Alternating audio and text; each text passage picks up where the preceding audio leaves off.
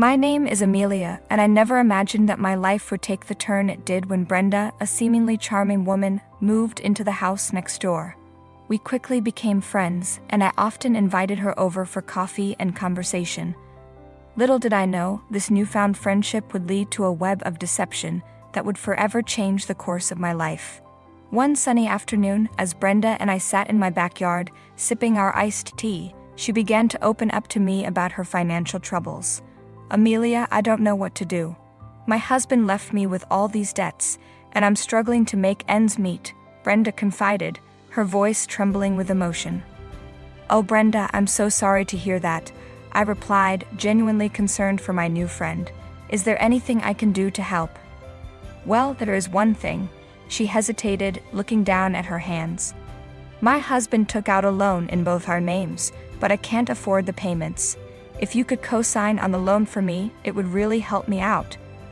I didn't know much about finances, but I felt for Brenda and wanted to help in any way I could. "I'm not sure, Brenda. I don't want to overcommit myself," I said cautiously. "Please, Amelia, I'm at my wit's end.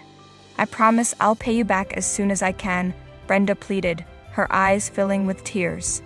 After a moment of contemplation, I agreed to help Brenda, believing that I was doing a good deed for a friend in need. A few weeks later, I received a letter from the bank, stating that I was now responsible for the entirety of the loan. Shocked and confused, I immediately called Brenda to discuss the matter.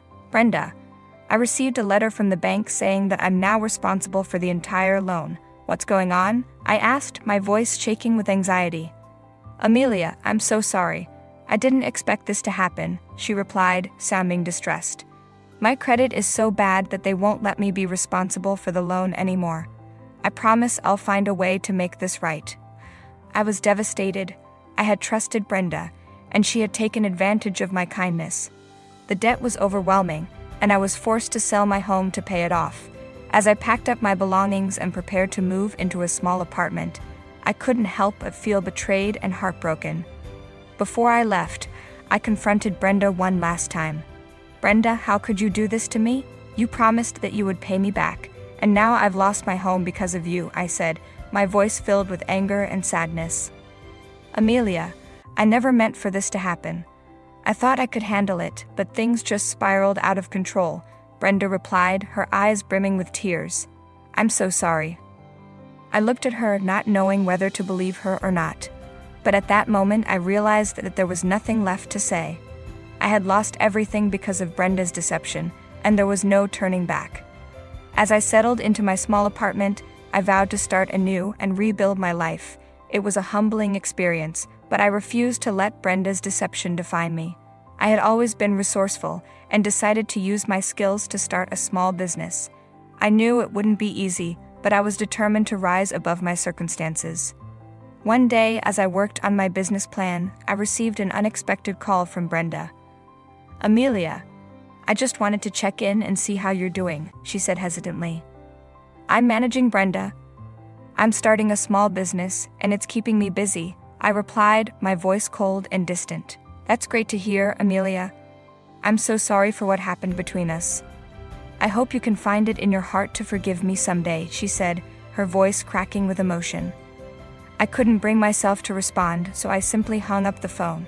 It was then that I began to notice inconsistencies in Brenda's stories. She had told me that her husband had left her with all the debts, but I had recently heard from a mutual acquaintance that Brenda had been the one who had run up the debts in the first place. With each new piece of information, my suspicion grew. I couldn't shake the feeling that Brenda had intentionally deceived me. I decided to do some digging to find out the truth. While I continued to work on my business, I also spent my evenings investigating Brenda's past. It was difficult to juggle both my business and my quest for the truth, but I refused to give up. I was determined to find out the truth and make sure that Brenda could no longer deceive anyone else. During this time, I faced many challenges as I tried to grow my business. I had to learn how to manage my finances, market my products, and deal with difficult customers. But with each challenge, I grew stronger and more resilient. One evening, after a particularly long day at work, I sat down at my computer to continue my investigation into Brenda's past. As I dug deeper, I discovered a pattern of deception and manipulation. Brenda had left a trail of ruined friendships and financial devastation in her wake. My heart raced as I realized the magnitude of her deception. I knew that I had to expose her lies and make sure that she could never hurt anyone else again. I knew that exposing Brenda would not be an easy task, but I felt a sense of responsibility to protect others from her deceitful ways. I started by reaching out to people from Brenda's past, and soon discovered that I was not the only one who had been wronged by her. As I spoke to these individuals, I began to understand the extent of Brenda's manipulation. One of the people I contacted was Susan, a woman who had been friends with Brenda for many years. She shared her story with me, describing how Brenda had borrowed a large sum of money from her and had never repaid it, despite repeated promises to do so. I trusted Brenda with my life, Amelia. We were like sisters. But she betrayed me, just like she betrayed you, Susan said, her voice filled with bitterness. As I listened to Susan's story and the stories of others who had been hurt by Brenda, I felt a renewed determination to bring her deception to light. Together, we started to piece together the evidence needed to expose Brenda's lies. We collected documents, bank statements, and personal testimonies that painted a damning picture of Brenda's deceit.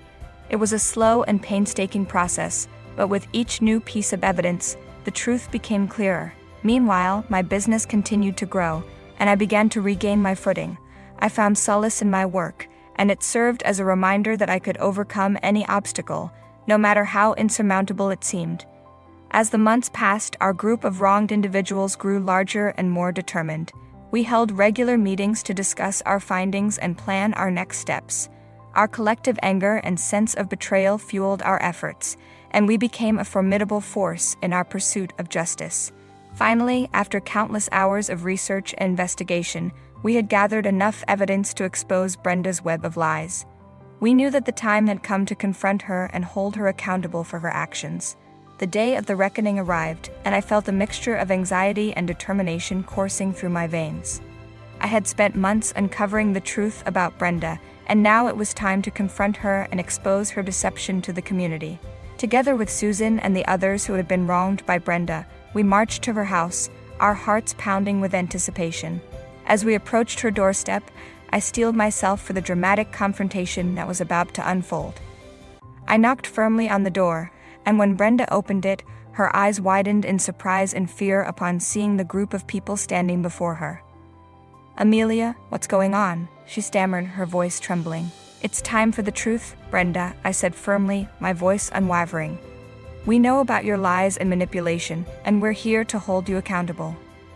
Brenda's face paled as she realized the gravity of the situation. She attempted to speak, but I quickly cut her off. "No more lies, Brenda. We have the evidence, and we're going to expose you for the fraud you are," I continued, my voice filled with righteous anger. I presented the documents, bank statements, and personal testimonies we had collected, detailing the extent of her deceit.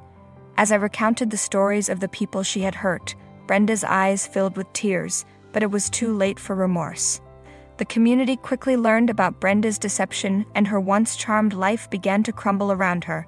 People who had once considered her a friend now shunned her, and her reputation was left in tatters. As Brenda's world fell apart, I couldn't help but feel a sense of satisfaction. I had fought tirelessly for justice, and now she was finally facing the consequences of her actions. Despite the dramatic confrontation, I knew that my work was not yet done. I needed to focus on rebuilding my life and ensuring that my business continued to thrive. I had come a long way since losing my home, and I was determined to never again let anyone take advantage of my kindness. As the months went by, the community continued to rally around me, offering support and encouragement. My business flourished, and I began to rebuild my life, regaining the financial stability that I had lost due to Brenda's deception. Through hard work and determination, I managed to save enough money to buy back my home, which had been my sanctuary before the chaos ensued. The day I moved back into my house, the community came together to celebrate my triumphant return. They admired my strength and resilience, and I couldn't have been more grateful for their support. As I looked around at the smiling faces of my friends and neighbors, I knew that I had not only survived Brenda's betrayal, but emerged stronger and more capable than before. Meanwhile, Brenda's life continued to spiral downward. She faced the consequences of her actions, losing her wealth, status, and the trust of those around her. As her lies unraveled, she became a pariah in the community, and she was left to regret her manipulative ways. As I settled back into my home and reflected on the tumultuous journey I had been through, I realized that I had learned valuable lessons about trust, perseverance, and the importance of standing up for what is right. I vowed never to let anyone take advantage of me again, and to always fight for justice, no matter the cost. Though fate had dealt me a cruel hand, I had managed to overcome adversity and reclaim my life. I could finally close the chapter on Brenda's deception and look forward to a brighter, more secure future, surrounded by the love and support of the community that had stood by me through it all.